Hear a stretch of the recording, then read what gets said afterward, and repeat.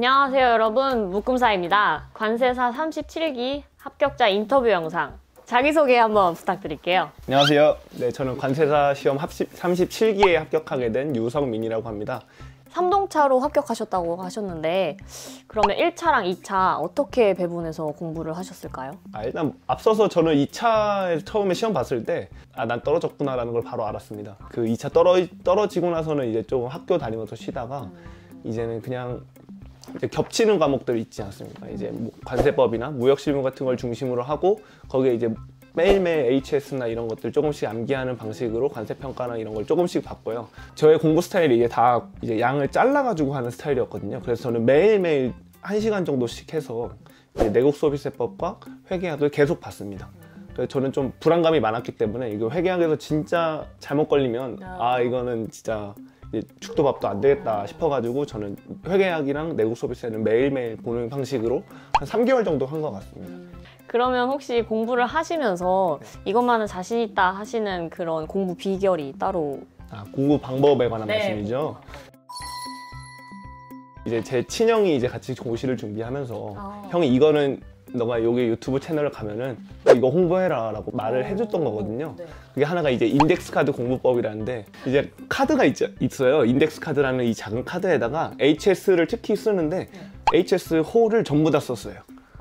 이제 특히 주를 제일 많이 쓰고 이제 호는 이제 아주 후반 이제 3동차 끝에 가서 썼는데 쓰다가 이거는 이제 호를 써도 이제 하나하나만 쓰는 건 좀 의미가 없고 호는 좀 다 많이 볼수록 좋다고 생각을 해서 주 규정은 부류 그 다음에 이제 똥집 규정까지 해서 이제 빈칸으로 해서 뭐 처음에 이 표는 이런 것도 그냥 이 하고 줄 그어놓고 는 해놓고 전부 다 조사 빼고 전부 다 해놓고 그 다음에 뒤에 답을 써놨어요. 그래서 저는 이제 도서관을 다니거나 독서실을 갈 때 이렇게 가면서 걸어가면서 보고 이 내용이었지 하면서 보고 이렇게 했었거든요. 근데 여기서 인덱스 카드를 만들 때 좀 유의점이 이제 이거 만드는 거랑 공부를 너무 별개로 생각하시는 분들이 많더라고요. 그러니까 이게 이 노트를 만드는 게 일이다. 이게 공부 시간을 잡아먹는 거 아니냐 하는데 인덱스 카드는 만드는 것 자체가 공부라고 저는 단언하고 싶습니다. 왜냐면은 이 중요하거나 안 중요하거나 하는 포인트를 본인이 직접 생각할 수 있어요. 그 주규정을 쓰면서 요게 중요하겠구나, 이 단어는 안 빠져야겠구나 라는 것들을 본인이 직접 보기 때문에 만드는 것도 저는 중요하다고 생각했습니다. 두 번째는 이제 단권화 방법인데요. 사실 여러 사람들이 여러 고시생이나 수험생들 모두가 단권화를 방법을 쓰기 때문에 이제 특별하다고 말할 수 있나? 라고 의아해하실 거예요, 많이들. 근데 제일 첫 번째는 이제 이 목차의 로마자 1번부터 이제 그 아래는 이제 숫자 1이 들어가고 괄호 1이 들어가고 반괄호가 들어가고 이렇게 순서대로 나가잖아요. 앞에 전체 책을 외우기 위해서 이 목차를 많이 보는데 사실 이 목차 안에 구성 내용을 잘 떠올리기 어렵단 말이에요. 그렇죠. 그래서 이 큰 내용에 이 1번 로마자에다가는 주황색의 형광펜을 칠하고 그 다음에 그 아래 1번 숫자로 시작할 때는 또 이제 형광색을 또 칠해주고 다른 색. 그 다음에 또 괄호로 시작할 때는 이제 좀 진한 형광색을 칠해주고 해서 그 목차마다 조금 그 전체 틀을 한 번에 눈에 들어올 수 있게 형광펜 색을 다르게 칠했어요. 그 다음에 두 번째는 단권화 할 때 단락별로 그 내용에서 어떤 걸 넣고 싶어 하는지를 넣었거든요. 가령 이제 뭐 무역이란 뭐뭐다 하면 그 옆에 이제 빈칸에다가 무역의 정의라고 써가지고 이제 무역의 정의라는 걸 한 번에 이 책을 보면 이 목차에서 무역의 정의를 먼저 설명하고 그 예시로 어떤 걸 설명하고 여기서는 흐름을 얘기하는구나를 한 번에 볼 수 있게 단권화를 시켰던 방법이거든요. 그 방법을 많이 이용했습니다. 초기에 좀 이 고시 시험 준비를 하시는 수험생분들은 아무래도 공부 방향 잡기가 좀 어렵잖아요. 혹시 공부 방향은 어떻게 잡으셨는지? 저는 이제 방향에서 두 가지를 꼭 생각하셨으면 해요. 관세사 시험에서 하나는 이제 모든 고시 시험과 마찬가지로 양을 줄여 나가는 거거든요. 이제 점점 이제 봐야 될 양이 점점 크다고 생각하면 이 시험을 절대 붙을 수 없다 생각하고 마지막에 이제 시험이 다가왔을 때 이 책 한 권이 진짜 내가 다 흐름을 알겠다라는 생각이 들었거든요. 뭐 좀 건방진 말일 수도 있지만 어차피 강사님들 책에 부족함은 없다고 생각해요. 부족한 건 저뿐이고 뭐 여러 권을 보시는 것도 상관이 없지만 뭐 한두 권을 본다면 그거를 완벽하게 볼 수 있는 그런 게 첫 번째 방향인 것 같고요. 두 번째는 이제 모의고사에 대해서 좀 부정적으로 생각하시는 분들 많은데 저는 이 시험이 무조건 출력을 하는 시험이라고 생각해요. 그렇죠. 그러니까 인덱스 카드나 어떤 여러 단권화 같은 거 전부 다 입력하는 공부 방법이거든요.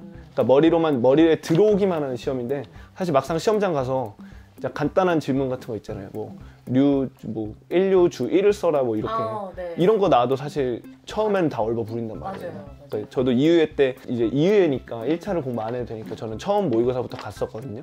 그래서 2유예 때 갔는데 진짜 한자도 못 쓰고 나오는 거예요. 그러니까 이게 써본 적이 없으니까 그렇죠. 저는 막 드립다 외웠는데 마침 잘 외운 줄 알았는데 막상 출력하는 공부가 안 되니까 하나도 안 되더라고요. 맞아요. 그래서 출력하는 공부를 꼭 하셨으면 좋겠습니다. 그럼 전체적인 공부 방법을 알려주셨는데 과목별로 어떻게 공부하셨는지 세세하게 좀 부탁드리겠습니다.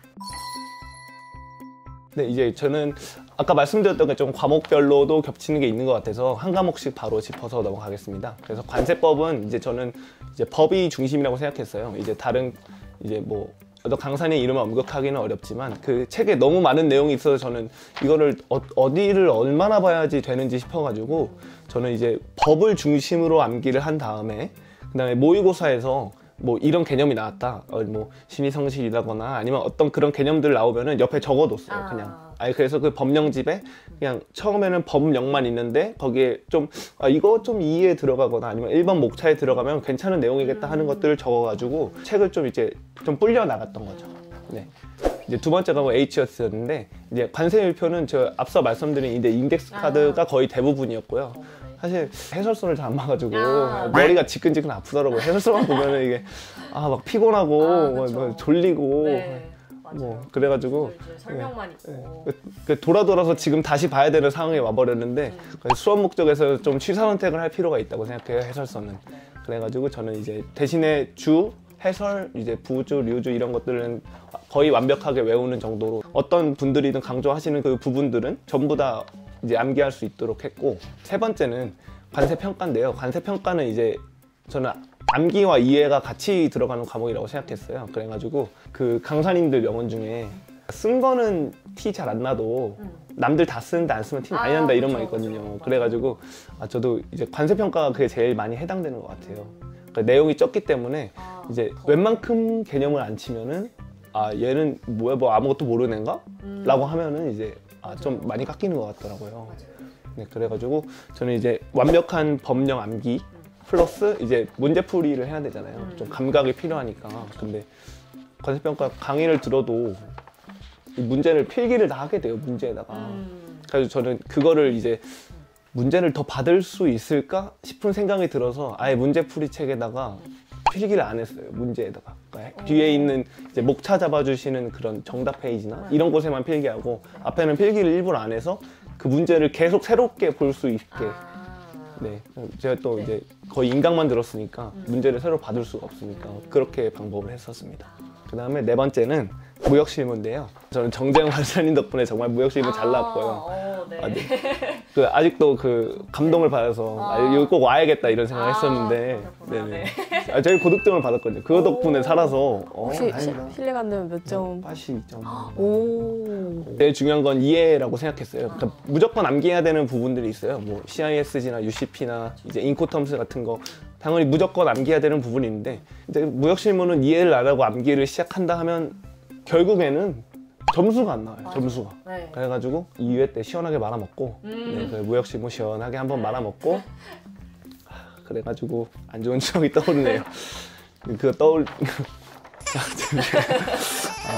그때 40점이 나와가지고 잘 쓴 줄 알았는데 제 생각에 제가 고득점을 받았던 거는 이해했던 부분이 아닌가 싶거든요. 뭐 이게 왜 생겨났는지 아니면 요 부분이 이 문제가 왜 중요한지를 의의에 다 썼거든요. 그래서 뭐 이제 대외안을 제외한 그 문제들에서 거의 다 만점을 받았고 대외안에서 다 말아먹었죠 사실.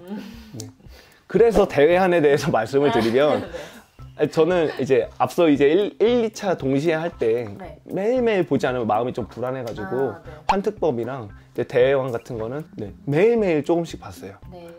그럼 혹시 스터디는 하셨나요? 저는 스터디 안 했어요. 이게 이제 아까 다른 분들 이제 인터뷰하는 거 보면서 좀 생각했던 게 공부 스타일 딱 자기 거를 확립해야 된다 이런 말 하셨잖아요. 저는 그거 진짜 맞는 말이라고 생각하거든요. 그래서 자기 패턴대로 또 정재영 관사님이랑 딱 맞는 말이에요. 자기 패턴대로, 자기 스타일대로, 자기가 원하는 대로 그대로 공부하시면 됩니다. 그렇죠. 그러면 혹시 슬럼프 따로 겪으신 적이 있으실까요? 사실 이번에는 개인적인 일로 슬럼프가 아닌 이상은 사실 누구나 슬럼프였을 것 같아요. 근데 저는 또 반대로 고시라는 기간 자체가 원래 인생의 좀 슬럼프기라고 생각하거든요. 네. 이제 따로 슬럼프가 이제 크게 오지 않도록 저는 제 스타일을 알았거든요. 그래서 저는 그냥 무던하게 그냥 좀 나쁘게 말하면 멍청하게 그냥 성실하게 계속 공부하는 스타일이어서 딱히 막 슬럼프가 크게 오진 않았던 것 같아요. 그럼 마지막으로 우리 수험생분들께 한마디 해주실 게 있다면 어떤 말씀 전해드리고 싶으실까요? 제가 막상 공부했을 때 제가 저 자신한테 한 말은 어차피 너만 힘든 거 아니다 였어요. 반대로 한두 가지 정도를 또 말을 하면 이제 고시의 그 여러 명언들 중에 제가 이제 명언을 들으면 감명을 좀 많이 받아서 많이 외우고 있는데 고시는 이 부서진 장독대에 한 번에 정보를 넣는 거라는 표현이 있어요. 이게 저도 그런 말 많이 들었어요. 밑빠짐 맞아요, 덕에 밑빠짐 묵은 덕에. 거라고 계속. 계속 빠지는 건 아는데 계속 붙는 거거든요. 너무 질질 끌 생각하지 마시고 그냥 할 수 있을 때 최대한 하는 게 저는 맞다고 생각합니다. 네, 이상 유성민 님의 합격 쓰기 인터뷰 영상이었고요. 합격 쓰기 내용을 토대로 여러분도 많은 도움 받으셨으면 좋겠습니다. 야, 너도 할 수 있어.